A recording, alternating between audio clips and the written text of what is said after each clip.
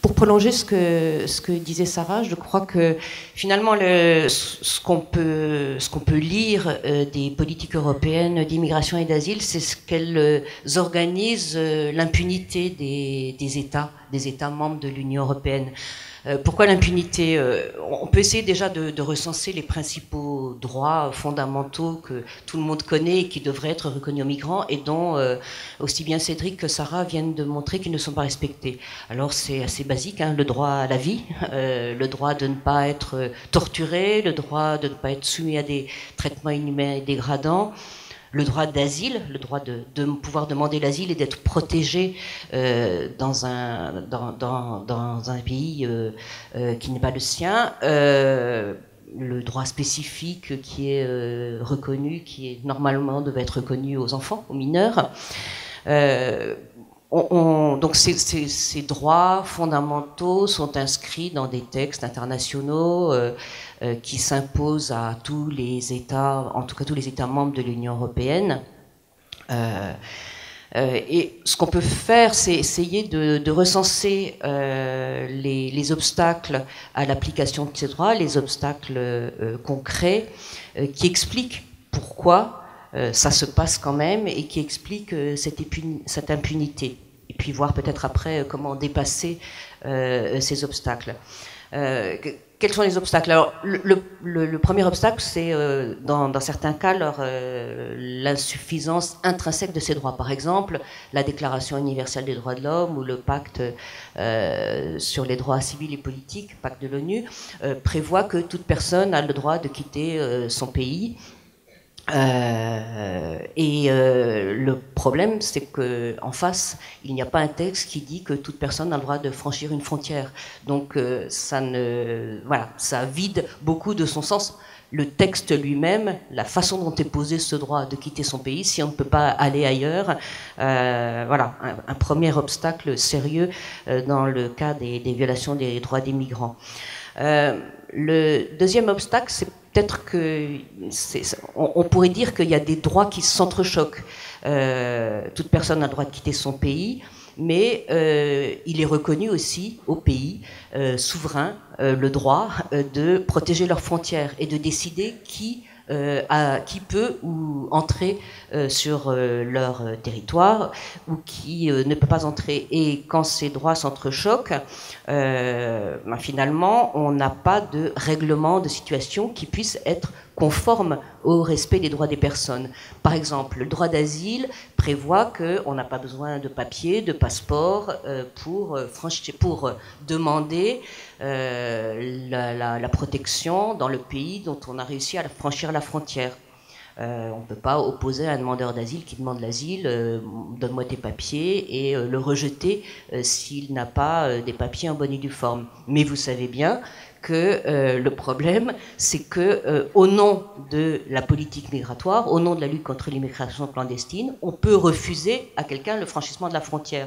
Donc ce droit de demander l'asile quand on est arrivé dans un pays qui est signataire de la Convention de Genève sur les réfugiés, en fait, il est complètement neutralisé par le fait que la personne ne pourra pas accéder au territoire de ce pays. Et c'est ce qui se passe avec la Méditerranée. Théoriquement, les potentiels réfugiés qui se trouvent dans des bateaux qui essayent de venir jusqu'en Europe devraient se voir reconnaître, et parfois se voir reconnaître, quand ils arrivent à mettre le pied sur le sol européen, se voir reconnaître le statut de réfugié.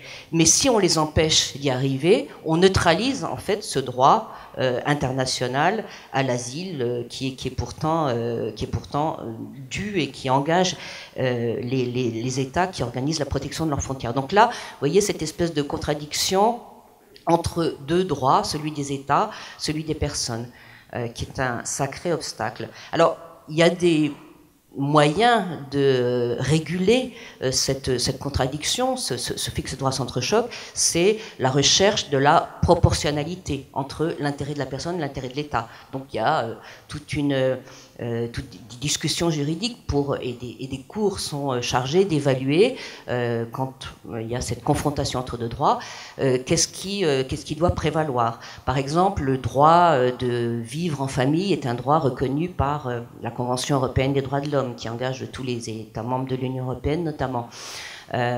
Donc des personnes étrangères en situation irrégulière peuvent alléguer, se référer à ce droit de vivre en famille qui s'impose aux États pour demander à rester sur leur territoire, par exemple en France, parce que leur famille y vit. Mais ce que a jugé la Cour européenne des droits de l'homme, c'est que certes, le droit de vivre en famille est protégé par la Convention, mais que rien n'empêche l'expulsion de quelqu'un qui a aussi de la famille dans son pays d'origine, ou l'expulsion de toute une famille de France, par exemple, parce que le droit de vivre en famille, il peut s'exercer ailleurs, il n'est pas forcément sur le territoire. Un autre obstacle à l'application des droits fondamentaux dans le cas des personnes migrantes, c'est leur contournement par les États membres. Je parlerai après de tricherie, mais on peut parler d'abord de contournement. Par exemple, le droit de ne pas être torturé ou de ne pas être soumis à des traitements inhumains et dégradants s'impose à tous les États. Mais quand on expulse quelqu'un vers un pays comme le Soudan, où cette personne risque d'être torturée une fois arrivée dans son pays d'origine, ou d'être mis en prison, ou d'être maltraité, finalement, on se lave les mains. Quand on est un pays européen, on respecte sur son propre sol la Convention internationale ou les principes fondamentaux qui interdisent de torturer ou de soumettre à un traitement inhumain dégradant, mais on s'arrange dans le cadre de l'externalisation pour que ça se passe ailleurs, en application des lois sur l'immigration qui permettent d'expulser. Je parlais de tricherie, c'est l'étape d'après, avec une méthode qui est beaucoup utilisée par les États, et je crois qu'un bon exemple, c'est celui des mineurs, par exemple, des enfants. Normalement, les enfants, toute personne mineure, doit bénéficier d'une protection, et toute décision prise par l'administration doit être prise en tenant compte de l'intérêt supérieur de l'enfant. Comment fait-on pour échapper à cette obligation quand on est un État et qu'on est face à un enfant étranger? Alors, deux méthodes. Ne pas le reconnaître comme enfant, comme mineur. J'ai pas besoin d'expliquer ici la question de l'évaluation de l'âge et la façon dont la France, par exemple, se débarrasse de ses obligations à l'égard des mineurs simplement en déclarant que la personne en face d'elle ne relève pas de ce droit de la protection des mineurs. Autre solution, l'intérêt supérieur de l'enfant, par exemple, ça va être de considérer qu'un enfant peut être enfermé dans un centre de rétention pendant plusieurs dizaines de jours, bientôt 90 jours, peut-être 135 jours, s'il est avec ses parents, parce que c'est dans son intérêt de rester avec ses parents. Donc si ses parents doivent être expulsés, c'est dans son intérêt supérieur d'être expulsé et préalablement enfermé, bien que la loi française interdise l'enfermement des enfants mineurs. Le dernier obstacle, je crois que c'est aussi je reviens à cette question d'impunité, c'est que finalement il n'y a pas vraiment de tribunal pour juger les États qui commettent des violations, celles que nous constatons tous les jours. Il y a bien en Europe la Cour européenne des droits de l'homme, mais indépendamment de la nature de ces décisions qui ne nous conviennent pas toujours, qui ne nous semblent pas toujours conformes aux droits fondamentaux, il y a aussi les délais. Le fait que quand on dépose une plainte devant la Cour européenne des droits de l'homme, on aura peut-être une réponse dans 2, 3, 4 ans, 5 ans parfois, et que une personne étrangère qui est victime d'une violation de ses droits parce que elle va être expulsée dans un pays où elle risque d'être torturée ou mise en prison, Si cette affaire est jugée dans 5 ans et que l'État qui a commis cet acte est jugé dans 5 ans, entre-temps, ça n'a aucune efficacité à un titre individuel, donc on ne peut pas considérer qu'il s'agit vraiment d'un droit protégé par une cour. Et pour le reste, il n'y a pas de cour qui juge de l'application de cour internationale qui juge de l'application par les États du non-respect du droit d'asile, par exemple. La Convention de Genève pose des principes, mais si on refoule à la frontière des personnes qui pourraient prétendre à l'asile, il n'y a aucune instance pour juger et condamner cet État. Quand il y en a, ça peut être un déni de droit total. Je pense par exemple à l'accord qui a été signé en 2016 entre l'Union européenne et la Turquie, dont vous savez certainement qu'on a négocié avec la Turquie pour qu'elle garde sur son sol des personnes qui pourraient venir en Europe, et qu'elle accepte aussi de reprendre des personnes, y compris qui demandent l'asile, et y compris qui pourraient obtenir une protection en Europe. On lui demande de reprendre ces réfugiés. C'est une violation caractérisée du droit d'asile, de la Convention de Genève. Mais les quelques recours qui ont été portés devant les cours dont on dispose, pour l'instant, n'ont abouti à rien. Et je crois que j'en reviens à mon propos initial, c'est vraiment cette impunité qu'il faut arriver à comprendre. On est tous conscients, et je crois que les dirigeants aussi sont conscients, qu'il y a des violations, celles que vous avez décrites, quotidiennes des droits fondamentaux, et qu'aujourd'hui on n'a pas les moyens de les juger. Alors, pour pallier cette impunité, il y a des tentatives qui sont faites dans le milieu militant, milieu associatif. Au début du mois de janvier à Paris, il y a eu l'organisation d'une session du tribunal permanent des peuples. Vous connaissez peut-être certains ce concept de tribunal Ressel qui a été créé au moment de la guerre du Vietnam. Et ce tribunal permanent des peuples de janvier a jugé les politiques migratoires et les politiques d'asile de l'Union européenne. Le Gisti avait préparé un acte d'accusation qui reprend de façon très détaillée, si ça vous intéresse d'ailleurs à titre documentaire, toutes les violations des droits fondamentaux qui sont entraînées par les effets des politiques à la fois de la France et de l'Europe. Ce qui était surtout intéressant, c'est que pendant 2 jours, des témoignages, dont celui de Cédric, sont venus étayer, appuyer, donner de la matière concrète et illustrer ces violations. Le jury de ce tribunal, qui était composé de personnalités de plusieurs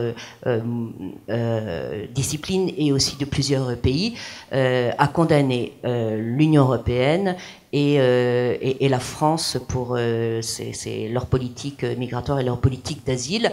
C'est symbolique, mais c'est peut-être sur la base de ce type d'action que nous devons tous ensemble continuer à documenter, comme nous essayons de le faire dans l'Atlas des migrants dont vous avez parlé, à Migre Europe, et à faire connaître par tout moyen, y compris comme cette convention qui nous réunit aujourd'hui, pour forcer les portes, forcer les serrures de cette impunité dont les États que les États nous imposent, avec effectivement, comme l'a dit Sarah, cette illusion que tout ça est en train de devenir complètement normal. Et je crois que c'est contre cette normalité qu'il faut tenir à nous battre.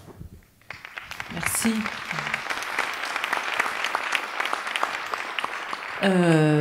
Continuer à se battre, oui, mais c'est manifestement David contre Goliath, puisque quand on regarde le projet de loi sur l'immigration asile, est-ce qu'on ne peut pas y lire de nouvelles violations des droits humains ?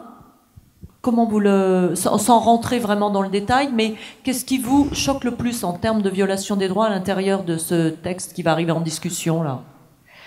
Je crois que le principal aspect dans ce projet de loi, c'est la violation, l'aggravation de la violation programmée du droit d'asile. On a l'impression à lire, bon, les deux gros volets de ce projet de loi, c'est des dispositions pour accélérer les procédures d'asile et par ailleurs pour accélérer les procédures d'éloignement en passant par l'allongement de la durée de la détention et de la mise sous contrôle des personnes avant qu'elles soient éloignées. Et je crois que les deux doivent être lus comme un message adressé à la fois aux personnes en migration, aux personnes qui veulent venir en France, mais aussi au reste de l'Europe, que la crise migratoire doit s'arrêter à la frontière, aux frontières françaises. C'est-à-dire que tout est organisé pour dissuader les demandeurs d'asile. Ça fait longtemps que c'est pratiqué. On sait bien que la situation est particulièrement ici dans la région est une politique de dissuasion. Cédric a aussi décrit cette politique de dissuasion, mais il me semble que là, on formalise en faisant passer devant un Parlement qui certainement va valider l'essentiel de ce projet, la politique de non-accueil, avec certainement, effectivement, des violations. Je pense particulièrement à la détention, dont on sait très bien que la CIMAD le dit suffisamment, qu'elle est inutile au regard des objectifs qui sont poursuivis. Donc, l'allongement de la durée de la détention dans les centres de rétention va être à l'origine d'une aggravation de cas de violation caractérisée des droits des personnes tels qu'on les connaît déjà, mais ça ne peut que s'aggraver. Inutile, puisqu'on sait que les 2/3 des renvois sont faits dans les 15 premiers jours, donc en mettre 135 ne changera pas grand-chose à ça. Pratiquement pas, sinon effectivement, si on s'attache au côté message symbolique,